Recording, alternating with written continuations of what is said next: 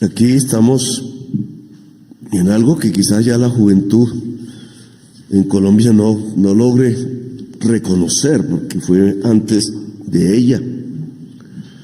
Los más jovencitos no se acordarán de la palabra Telecom. Telecom fue nuestra empresa de telecomunicaciones de Colombia.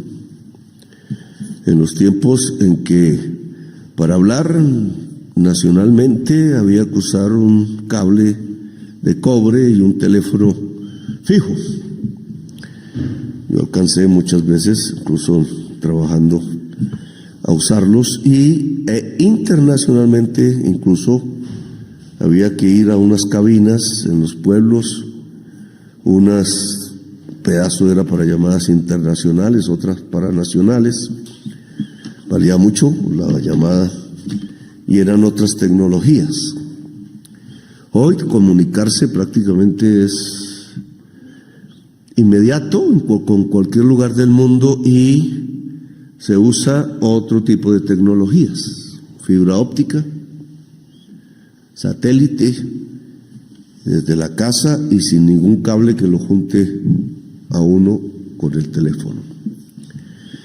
La excusa del cambio de las tecnologías, que tiene que ver con el conocimiento humano que avanza, y a través del conocimiento humano los cerebros son, porque el conocimiento no es más sino el acto cerebral del pensar, del leer, del interactuar con otros cerebros de antes o de ahora, no sé si del después, sería difícil probarlo, que van construyendo esto que se llama el pensamiento y el conocimiento humano y su aplicación en lo que llamamos tecnología.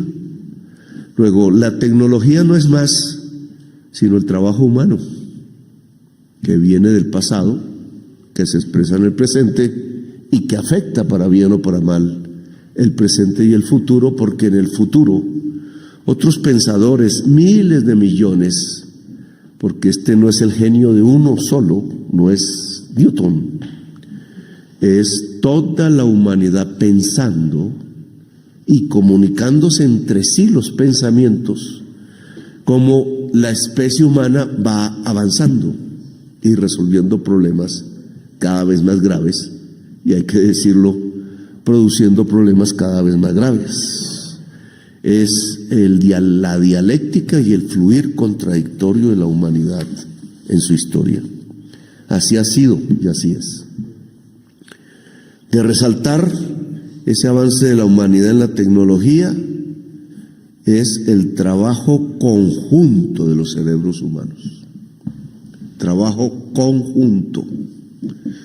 Este fue el tema con el que peleé con Milei verbalmente en la reunión de los más grandes poderosos del G20, que no aparece en ninguna parte de la comunicación televisiva mundial ni colombiana, por una sola razón: la delegación argentina, a la cual le entregan los videos de su intervención, la escondió, no la publicó.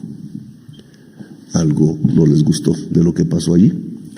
Yo publiqué mi intervención y tiene que ver con este precepto económico y político, que la humanidad solo avanza ayudándose a sí misma, y que esa idea que hoy pregonan como discurso disruptivo en la televisión argentina no es disruptivo, es un discurso anacrónico de pensar que el progreso del ser humano parte de una competencia de individuos que, como átomos aislados, tratan de ponerle zancadilla al otro para poder progresar. Y así entre las naciones, y entonces se matan entre las naciones creyendo que ese es el progreso. La humanidad nunca ha podido permanecer en el planeta a partir de matarse a sí misma, sino a partir de ayudarse a sí misma. Quienes piensan que somos lo peor de los animales, porque los animales se ayudan a sí mismos, miren las especies y lo verán. Pues la humanidad es lo mismo. Esa idea de pensar que nosotros progresamos es rompiendo los lazos de solidaridad, rompiendo la ayuda mutua, es decir, rompiendo el amor en el sentido más amplio de la palabra, que así somos mejores, que así llegamos a ser naciones poderosas. Esa idea es absolutamente no solo abominable, sino equivocada. Así nos hemos vuelto esclavos unos de otros, así sojuzgan naciones, así sojuzgan una parte de la sociedad por parte de la otra, muy privilegiada. Así vamos hacia el abismo de la muerte general como especie, que es ni más ni menos lo que nos trae la crisis climática y la inteligencia artificial. La inteligencia artificial es la tecnología más avanzada en las telecomunicaciones. Y entonces estamos aquí hablando de telecom ante una aplicación muy práctica, muy concreta en la historia de Colombia de estos dos acertos que dividen la política. Si nos ayudamos o nos matamos. Yo defiendo la primera. Me tocó decirle a Milei que defiende la segunda, pero no es solo Milei. Así se divide la política. La política no se divide entre liberales o conservadores, como en sus juventudes les enseñaron, ni la política se divide entre la izquierda y la derecha, como ahora enseñan. La política se divide entre si logramos una humanidad que se ayude entre sí misma y pueda vivir, es la política de la vida. Yo le puse a eso la frase de la política del amor, porque ayudarse es amor.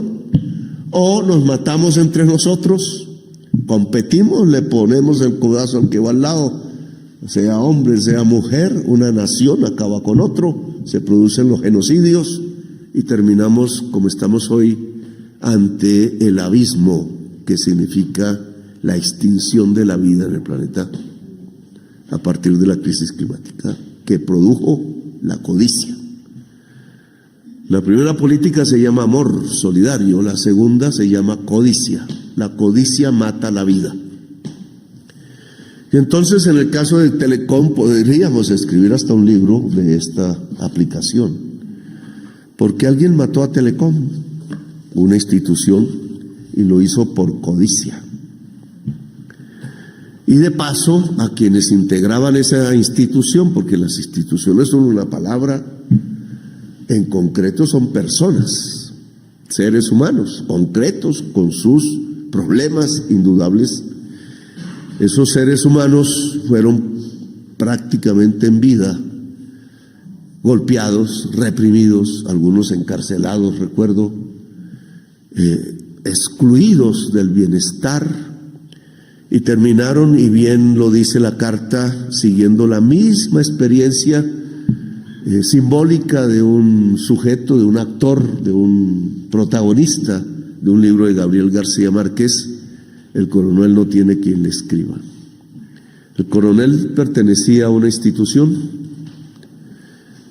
creía él el ejército, pero no era el ejército, era el ejército rebelde de los liberales de Rafael Uribe, y peleó 1000 batallas, dice el libro, 1000 batallas donde siempre fue derrotado, y se quedó esperando que le llegara la pensión, porque en el acuerdo entre liberales y conservadores en un pueblo por allá, en un navío, siempre olvido el nombre en inglés, hicieron la paz y decidieron que los integrantes de ambos ejércitos así harían parte del nuevo ejército de Colombia, que había desaparecido, de un ejército de la nación, no de un grupo político o de otro, o de una región del Cauca, o de otra Antioquia, o de otra Bogotá y Cundinamarca, como había ocurrido cuando desapareció el ejército del Libertador. Y ese pacto, que debía pagarle la pensión al coronel rebelde, pues nunca se cumplió, y el coronel rebelde se quedó esperando la pensión hasta el último día de su vida. Esa es la historia de García Márquez, y ese coronel era su papá, que era telegrafista en Aracataca. Es decir, estaba con la tecnología del entonces, enviando mensajes y recibiéndolos para su gente, sus paisanos. Así se crió García Márquez y de ahí sale su historia. ¿Cuánta gente se ha quedado esperando la pensión en Colombia? La mayoría de los trabajadores y trabajadoras.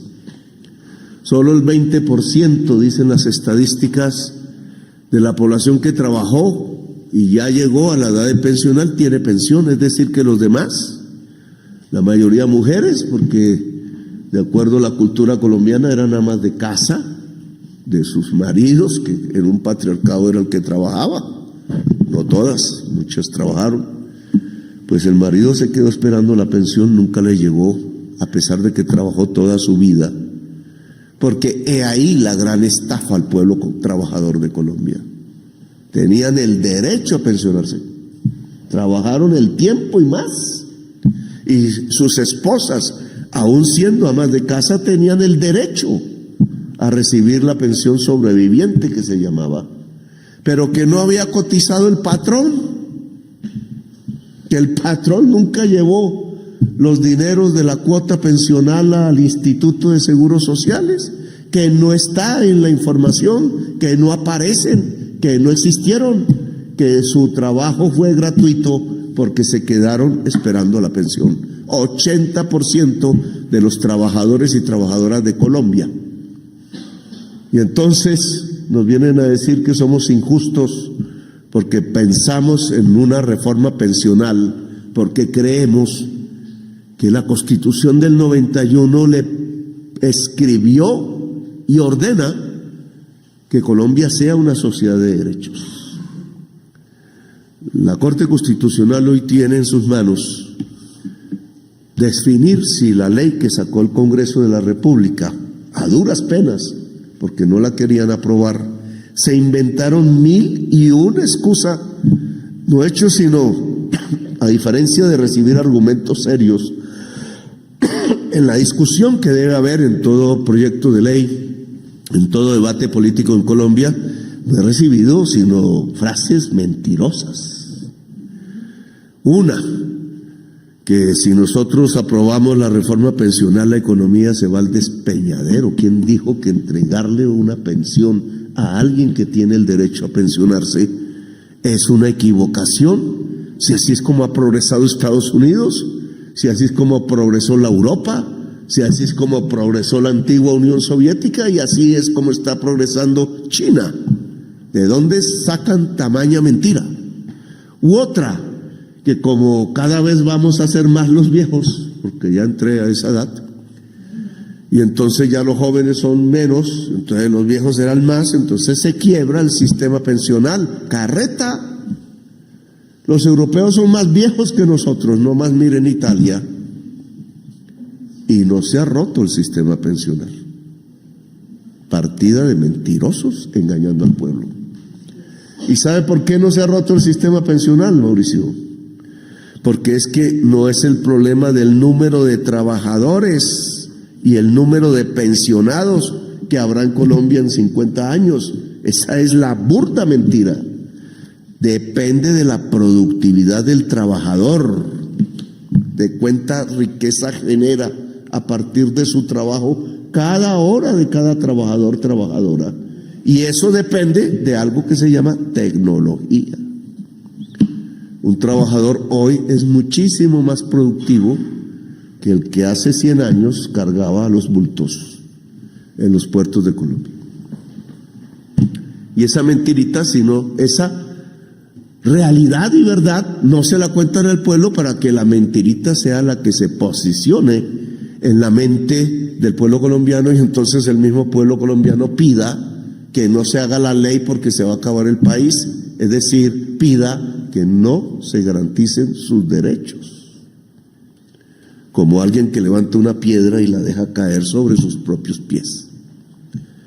A tal nivel de ignorancia nos ha llevado la oligarquía colombiana, porque para eso no le metió la plata a la educación y a la universidad, para que como borregos lleguemos al matadero sin hablar.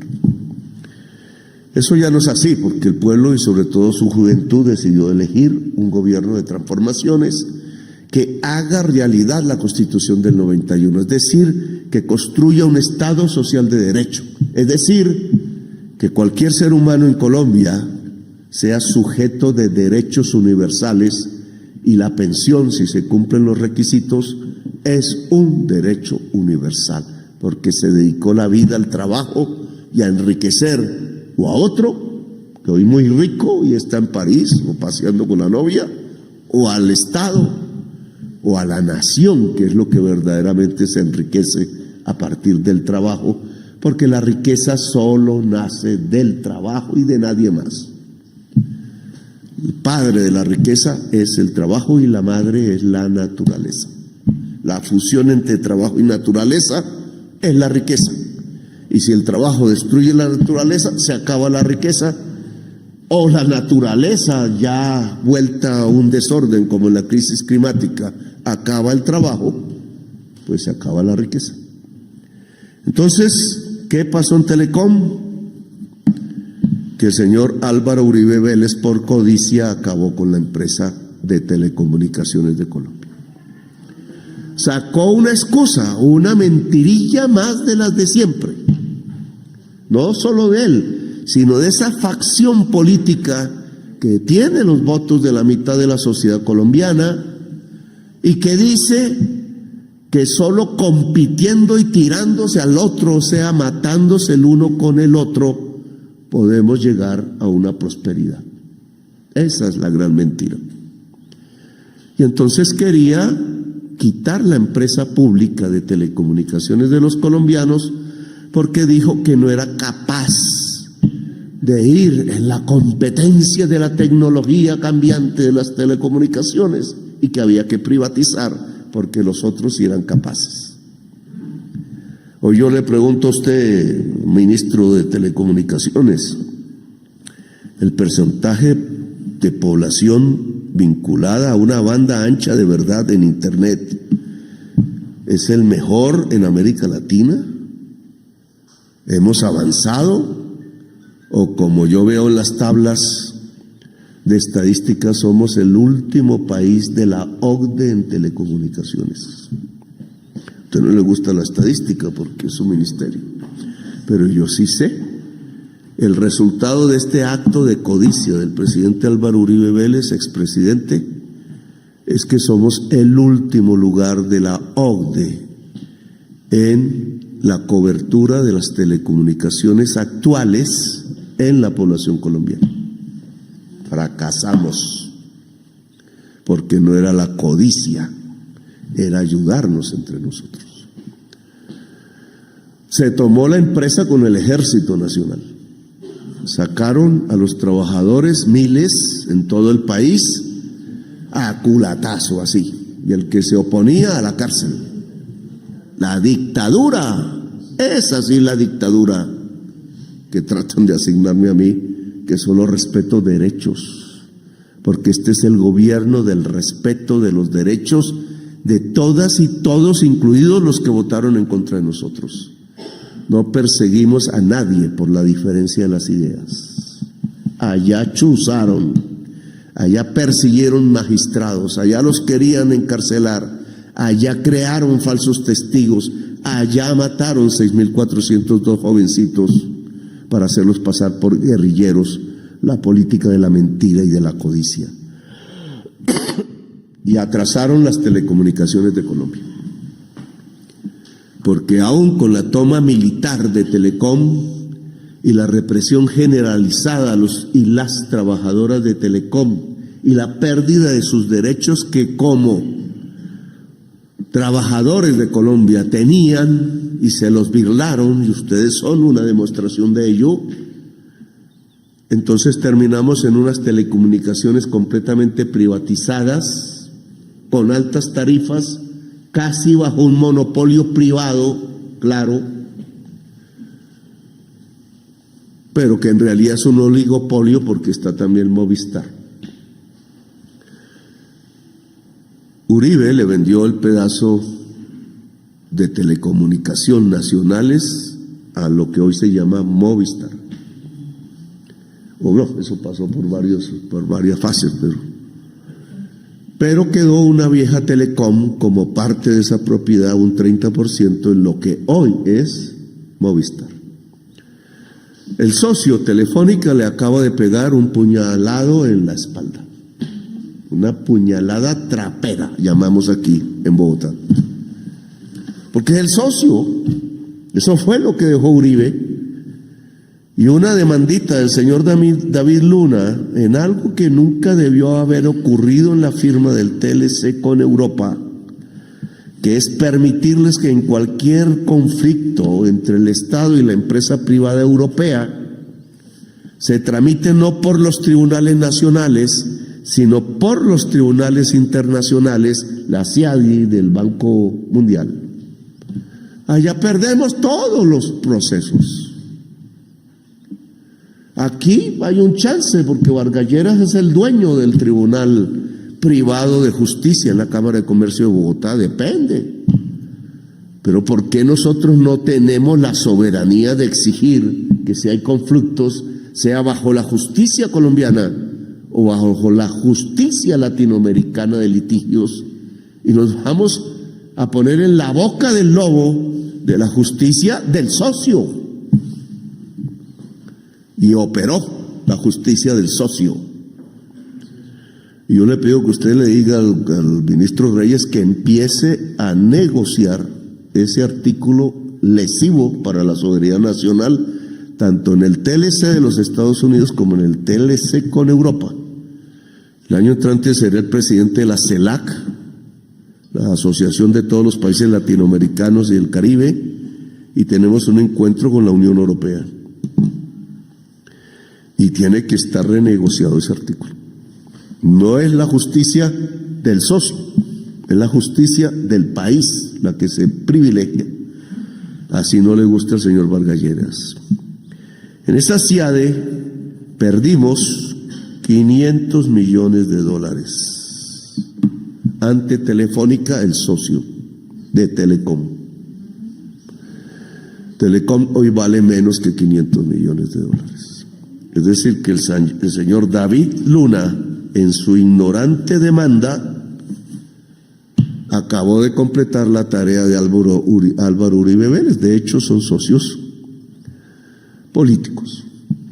Álvaro Uribe Vélez mandó el ejército, sacó a los trabajadores, expropió de la nación, expropió de la propiedad de la nación Telecom, terminó en manos de Movistar, Telefónica, y ahora Telefónica acaba de quedarse gratuitamente, prácticamente, con el otro pedazo pequeño que quedaba de Telecom por la demanda de David Luna ante un tribunal que funciona en España, de donde es Telefónica. Porque es que aquí hacíamos lobby, hicieron lobby allá y le hacen perder al país $500 millones. Que hoy es la bobadita de 2 billones de pesos, 2.5 billones de pesos, cuando estamos literalmente en rines, porque tumbaron media reforma tributaria y porque el señor Duque sobreendeudó este país con el FMI por $5.600 millones pagaderos en 3 años.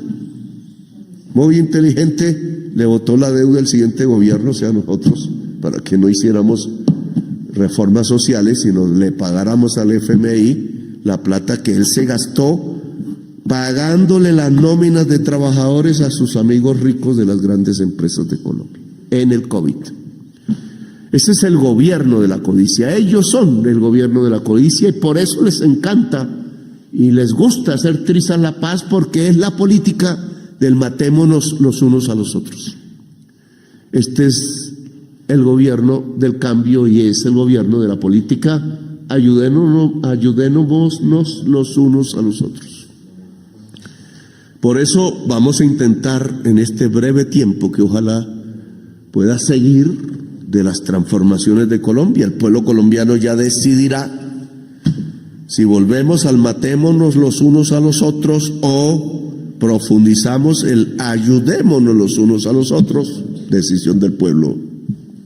Si le da miedo el cambio y vuelve al pasado, a mí sí me daría miedo el pasado, muchísimo. O profundizamos el cambio, las transformaciones de Colombia y no le tenemos miedo, porque aquí hemos demostrado que funciona la transformación. Por eso ustedes ahora, este gobierno, gracias a una Corte Constitucional, la del 2012, que no es nuestra, es el sentido de la justicia, vuelven a experimentar que tienen no solamente su derecho, sino su pensión. 73 personas aquí, de casi 2.000, que tienen este mismo derecho y aún no lo reciben.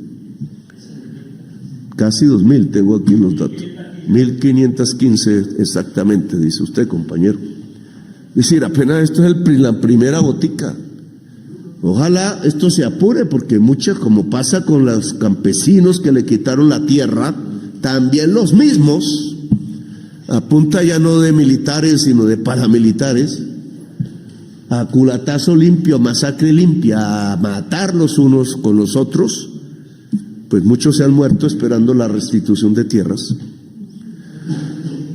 Espero que aquí pues no pase lo mismo, pero ya debe estar pasando. Muchos han muerto esperando la pensión, como el coronel no tiene quien le escriba.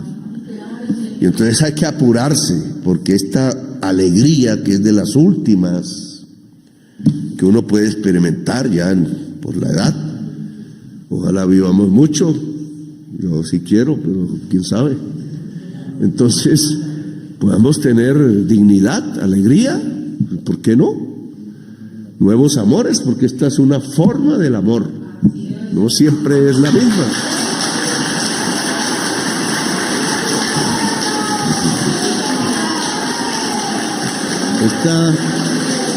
Esta es la política del amor, ayudarnos, y el Estado y los funcionarios están para ayudar, sobre todo a superar las injusticias. Ojalá las señoras que me atendían allá en la oficinita de Telecom en Zipaquirá y en Ciénaga de Oro, alcanzamos a ir, estén por ahí vivas y puedan recibir también su pensión. Los líderes del sindicato de Telecom de Zipaquirá, que los conocí bien, no eran del MOIR, ellas no eran muy amigos míos, pero yo creo que ya son, estén también bajo su derecho a la pensión, y estos 1.500 trabajadores de Colombia, hombres y mujeres, hoy vivos, puedan tener todas y todos su pensión, y entonces le podamos escribir una carta por allá al cielo, o al futuro, no sé a dónde, o a donde esté la energía de Gabriel García Márquez, que el coronel sí tiene quien le escriba, que le escribió el presidente Gustavo Petro, también caribeño, y le entregó su pensión. Gracias, muy amables por haberme escuchado.